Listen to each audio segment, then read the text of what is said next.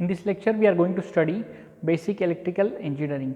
Basic electrical engineering में हम बहुत सारे टॉपिक स्टडी करेंगे, जैसे कि डीसी सर्किट्स है, एसी सर्किट्स है, 3 फेज सर्किट, ट्रांसफार्मर्स, ये सब हम कवर करेंगे. अभी हम स्टार्ट करते हैं डीसी सर्किट से.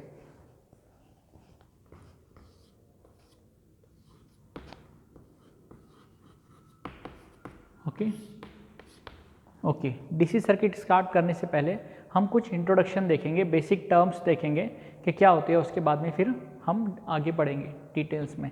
ठीक है, before going to start with this subject we should be able to understand कि करंट क्या होता है, वोल्टेज क्या होता है, रेजिस्टेंस क्या होता है.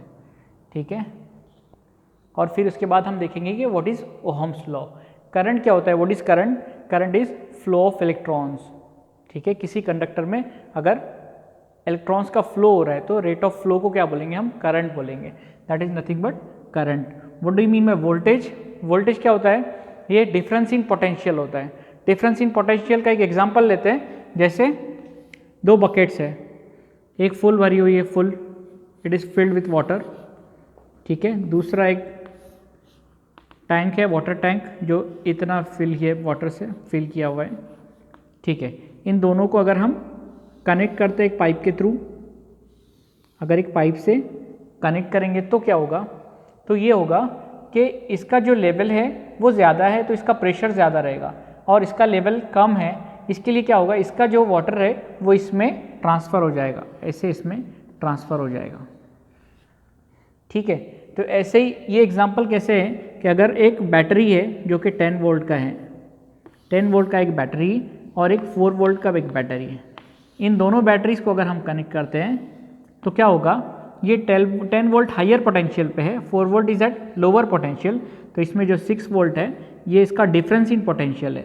मीन्स ये इसका जो डिफरेंस इन पोटेंशियल है, जो पोटेंशियल डिफरेंस को मेंटेन करता है, उसको बोलते हैं वोल्टेज. ठीक है, तो वो होता है वोल्टेज. एक हमने एग्जाम्पल के थ्रू क्लियर किया है कि वोल्टेज होता क्या है, करंट क्या होता है. अब देखते हैं रेजिस्टेंस क्या होता है. ठीक है, रेजिस्टेंस बोलते हैं कि जो फ्लो ऑफ करंट को अपोज करेगा, that is nothing but resistance. Resistance का क्या यूज़ होता है, जैसे हम उसका एक एग्जांपल लेते हैं कि रोड पे, हाईवे के ऊपर में स्पीड ब्रेकर का क्या यूज़ होता है, इट ड्रॉप द स्पीड. ठीक है, ये स्पीड को क्या करता है, ड्रॉप कर देता है, वहाँ पे कंप्लीटली क्लोज नहीं करेगा. जो भी स्पीड रहेगा, सपोज 60 किलोमीटर पर आवर की स्पीड से आप आ रहे हो, जैसे ही अगर स्पीड ब्रेकर आ गया तो आप ब्रेक करोगे, उससे स्पीड ब्रेक हो जाएगी, उस पर कुछ ना कुछ स्पीड ड्रॉप हो जाएगी. ऐसे ही फंक्शन होता है रेजिस्टेंस का, जो फ्लो ऑफ करंट को क्या करेगा, ड्रॉप करेगा स्पीड.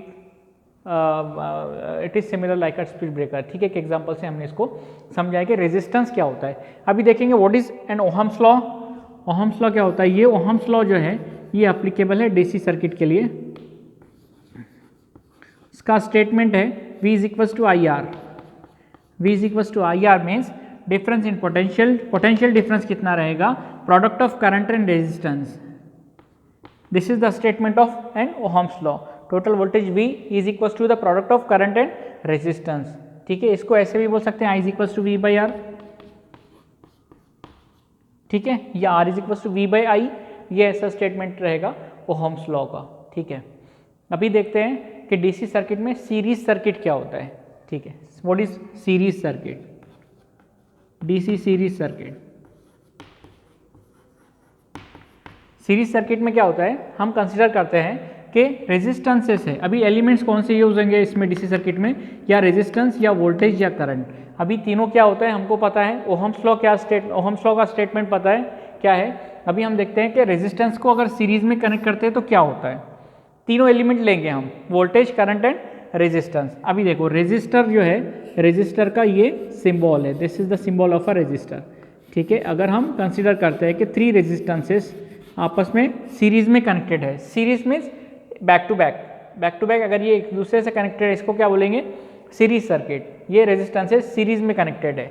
ठीक है, ये अगर किसी वोल्टेज के अक्रॉस, किसी बैटरी के अक्रॉस कनेक्टेड है, ये जो है, ये सोर्स जो है वोल्टेज सोर्स है. ठीक है, this is the voltage source.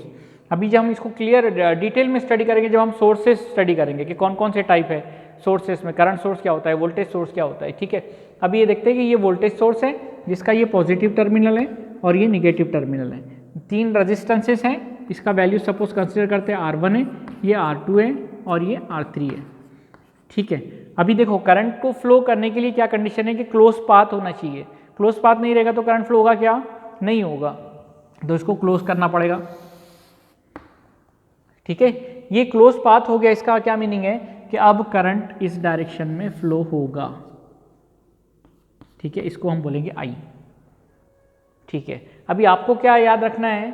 आपको याद रखना है कि जब भी रेजिस्टेंसेस सीरीज में रहेंगे तो इसमें करंट सेम रहेगा। ये बहुत इंपॉर्टेंट कंसेप्ट है कि जब रेजिस्टेंसेस सीरीज में रहेंगे तो करंट सेम रहेगा और वोल्टेज ड्रॉप होगा अक्रॉस इंडिविजुअल रेजिस्टेंस। हर रेजिस्टर पे अपना वोल्टेज ड्रॉप होगा और करंट क्या रहेगा? सेम रहेगा।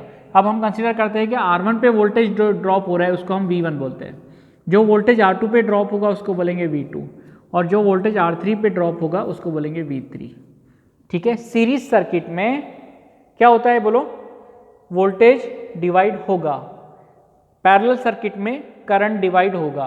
करंट डिवाइडर हम देखेंगे जब हम करंट डिवाइडर रूल स्टडी करेंगे। अभी हम सीरीज सर्किट स्टडी कर रहे हैं। सीरीज सर्किट में हमने 3 रेजिस्टेंसेस कनेक्ट किए हैं जिसमें करंट सब में सेम रहेगा। R1 में भी सेम रहेगा, R2 में भी सेम रहेगा, R3 में भी सेम रहेगा, लेकिन हर रेजिस्टेंस पे अपना वोल्टेज ड्रॉप होगा। ठीक है, voltage drop across R1 is V1, voltage drop across R2 is V2, voltage drop across R3 is V3। अभी V1 का क्या वैल्यू है? V1 टोटल वोल्टेज क्या रहेगा? Total voltage is nothing but sum of all the total voltage will be sum of all the voltages, that is V1 plus V2 plus V3। ठीक है, ये रहेगा हमारा टोटल वोल्टेज। करंट तो सब में सेम रहेगा, टोटल वोल्टेज इन सब का सम रहेगा। ठीक है, तो V is equal to V1 क्या है? V1 is nothing but yes IR1, Ohm's law.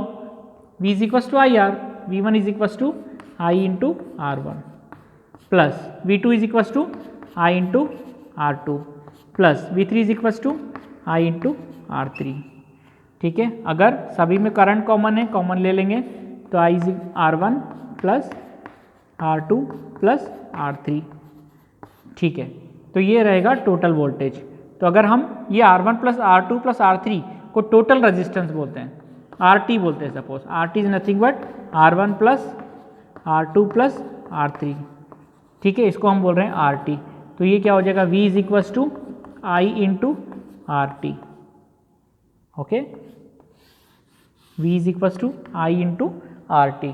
ये रिलेशन हमको सीरीज सर्किट में मिलता है। अभी देखो वोल्टेज कैसे ड्रॉप होगा। वोल्टेज डिवाइडर रूल देखते हैं क्या होता है। What is voltage divider rule?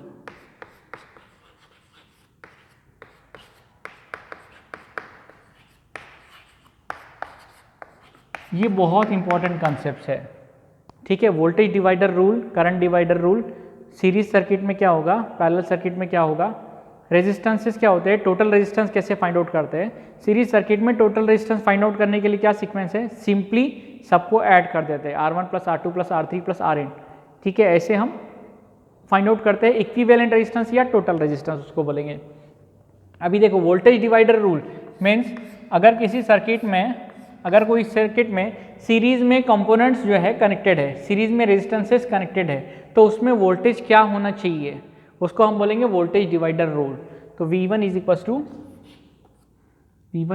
To I into R1। हमको पता है कि V1 में V1 is the voltage across R1, वो कितना होना चाहिए? Total current into resistance of that particular branch. But हमको यहाँ पे I की वैल्यू पता है, यहाँ पे हमको I की वैल्यू पता है। I की वैल्यू क्या होगी? V by RT। Is it? V by RT, जबकि RT क्या है? Total resistance. ये वैल्यू हम यहाँ पर सब्स्टिट्यूट करते हैं I की जगह। I की जगह क्या होना चाहिए? V by RT, V by RT into R1। ये क्या रहेगा? V1। ठीक है, ये हो गया voltage divider rule for V1।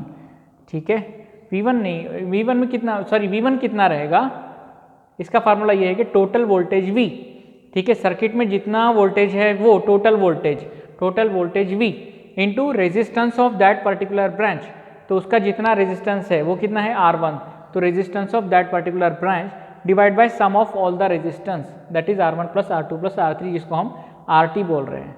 तो वोल्टेज डिवाइडर रूल के थ्रू हमको क्या पता चला कि टोटल वोल्टेज V1 कितना रहेगा, वोल्टेज ड्रॉप अक्रॉस V1 कितना रहेगा, वोल्टेज अक्रॉस V1 कितना रहेगा, total voltage V into resistance of that particular branch divide by sum of all the resistances. ठीक है, टोटल वोल्टेज जो है जो सर्किट से फ्लो हो रहा है वो रहेगा, और जिसके थ्रू हम वोल्टेज फाइंड आउट कर रहे हैं उसका रेजिस्टेंस, तो हम R1 के थ्रू फाइंड आउट कर रहे हैं तो R1 का resistance divide by sum of all the resistance. ठीक है, ये ऐसे रहेगा। फिर V2 कितना रहेगा, V2 is equal to I into R2। तो यहाँ पे I की वैल्यू फिर से सब्स्टिट्यूट करो, V2 is equal to I is nothing but V by RT, V by RT into R2।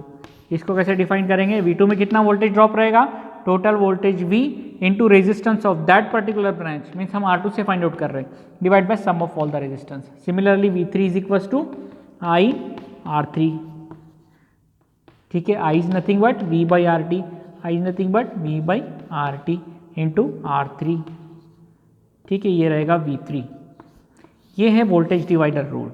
ये आपको AC सर्किट, DC सर्किट, हर जगह यहाँ पे आपको ये कंसेप्ट लगेगा कि सीरीज सर्किट में रेजिस्टेंसेस कैसे टोटल रेजिस्टेंस फाइंड आउट करते हैं, पैरेलल सर्किट में कैसे फाइंड आउट करेंगे, वोल्टेज डिवाइडर रूल क्या होता है, करंट डिवाइडर रूल क्या होता है। वोल्टेज डिवाइडर रूल हमको क्लियरली समझ में आ गया। वोल्टेज डिवाइडर रूल क्या, what is the statement of a voltage divider rule is, जिस भी हम सीरीज सर्किट में अगर वोल्टेज फाइंड आउट कर रहे हैं तो हम कैसे फाइंड आउट करेंगे, अगर रेजिस्टेंसेस इन सीरीज में कनेक्टेड है तो वोल्टेज डिवाइडर रूल का ये स्टेटमेंट रहेगा कि total voltage V multiplied by जिसमें से हमको रेजिस्टेंस फाइंड आउट करना है, सॉरी जो पर्टिकुलर ब्रांच का वोल्टेज फाइंड आउट करना है, तो resistance of that particular branch, total voltage V into resistance of that particular branch divide by sum of all the resistances. ये फॉर्मूला रहेगा voltage divider rule का। Next lecture में हम देखेंगे कि करंट डिवाइडर रूल क्या होता है, पैरेलल सर्किट क्या होता है। Thank you for watching this video.